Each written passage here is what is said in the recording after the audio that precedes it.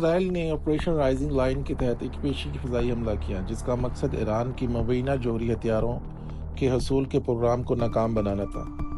ایران نے اپنے جوہری پروگرام میں یورینیم افزودگی کی شرح 60% تک بڑھا دی تھی، جو ہتھیار بنانے کے لیے کافی قرار دی جاتی ہے۔ بین الاقوامی ایٹمی توانائی ایجنسی IAEA نے حال ہی میں اعلان کیا ہے کہ ایران نے معاہدوں کی خلاف ورزی کی ہے اور 20 سال میں پہلی مرتبہ غیر تعمیلی قرار پایا۔ وزیر اعظم نیتن یاہو نے ایران کو جوہری خطرہ قرار دیتے ہوئے کہا کہ ایران بہت جلد جوہری بم تیار کر سکتا ہے۔ اسرائیل نے نظر اور دیگر افزودگی کے مراکز کو نشانہ بنا کر ایران کی جوہری طاقت کو شاخسہ صلاحیت کو تباہ کرنے کی کوشش کی۔ حملوں میں جنرل حسین سلامی، ڈاکٹر فخردین عباسی اور دیگر سینئر کمانڈرز کو ہدف بنا کر ایران کی قیادت کو کمزور کیا گیا۔ اسرائیل نے ایران کی پراکسی گروپوں کے لیے سپلائی کی لکیروں کو کاٹنے کے لیے میزائل اور معبود دفاعی ڈھانچوں کو بھی نشانہ بنایا۔